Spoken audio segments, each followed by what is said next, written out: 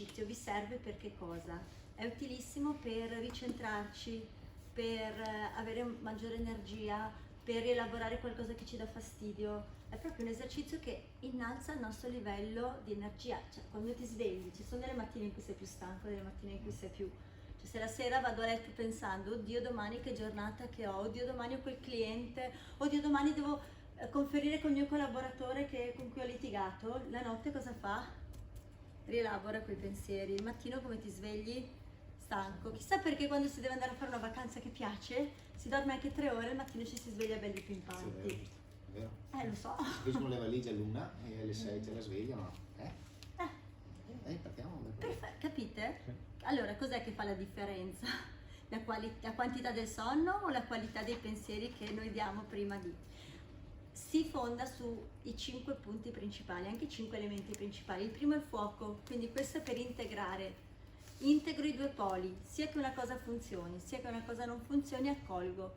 Proprio perché, come vi dicevo, più sgravo a livello psicologico l'ansia da prestazione meglio è. Perché più sono attaccato a un risultato, più quel risultato lo allontano e sfugge. Allora dai, facciamone sia che ognuno pensi a quello che vuole, sia che funzioni un po' meno, accolgo. E poi cosa si fa? Un bel respiro. Poi vedete lì, secondo punto è qui a sinistra l'autostima. Sentite il punticino che fa male male male sotto il ferretto reggiseno? Qualcuno sa bene qual è, vero? Che faceva malissimo ieri, bruciava. Ok, qui è da dire tutto ciò che concerne la parola autostima. Non so, anche se questo evento ha minato la mia autostima, accolgo, sostituisco la mancanza di autostima che mi ha creato questo avvenimento con una maggior forza interiore.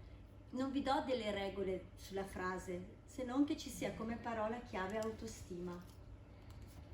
Le classiche frasi, se volete, sono: anche se questo evento ha minato la mia autostima, mi amo e mi accetto, mi amo e mi accolgo. Mi amo e mi accolgo profondamente fin dalla prima volta in cui questo avvenimento ha minato la mia autostima, e sostituisco la mancanza di autostima con ognuno scelga quel che vuole. Però questa è la frase, detta come ve l'ho detta io, sembra la recita all'asilo. Cioè, metteteci un po' di cuore e di intenzione.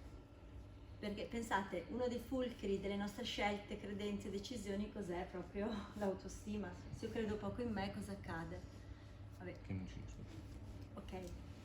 Poi, altro passaggio, come vedete, questa è una che io adoro, che è il pollice, lasciare andare. Fatelo qua, dico lascia andare. Vedete che lei viene da sbadigliare? Quando con questo esercizio, e sono le 9:30, 10 di mattina, quando ti viene da sbadigliare, quando ti viene da grattarti, quando ti viene da deglutire, quell'esercizio sta avendo effetto, perché è come se noi avessimo delle parti congestionate. Il decongestionare cosa fa? Vero? Cioè ti veniva proprio da... Ok, qui tutto ciò lascio andare ciò che non mi serve più, perché certi comportamenti ci sono stati funzionali anche se disfunzionali per un periodo. C'è un comportamento disfunzionale, però per un certo periodo può essere funzionale. È l'esempio del disequilibrio, no? Cioè il corpo magari che ha un piede una gamba più lunga dell'altra, che tantissimi ce l'hanno, magari il corpo cosa fa? Si assesta in un equilibrio sbagliato, un po' storto, però si assesta. Quando arriva un posturologo, ti fa il plantare giusto, cosa succede? Che anche se quello è più in equilibrio all'inizio... È male. Ok. Quindi qua è lascio andare tutto ciò che non mi serve più, lascio andare, non so, quello che è, lascio andare la paura di non riuscire, lascio andare tutto ciò che è lasciare andare. Se quello che riguarda lasciare andare è relativo alla tristezza, usate il pollice. Invece se vi sentite più rigidi come baseline, come carattere, usate l'indice. Sempre con lasciare andare, ok? Poi lo facciamo tutti insieme. Bel respiro. Poi c'è, vedete come fa King Kong?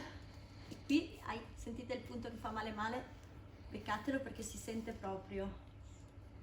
Beccatelo, Si sente? Ok, qui c'è paura. Non so, anche se tutta questa situazione ha generato in me paura, accolgo la paura, tutto quello che volete con paura. L'importante è che alla fine diciate lascio andare la paura e la sostituisco con... Ok, è un un bel respiro.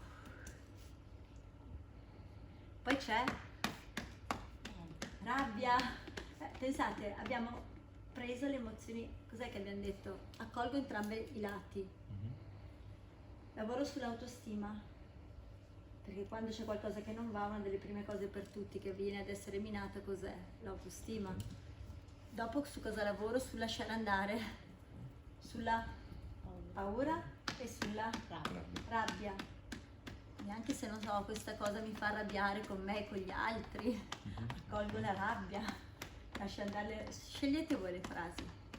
Poi sempre un bel respiro, proprio io nei respiri a volte vedo una sorta di farfalline nere che escono e poi dopo un po' diventano colorate.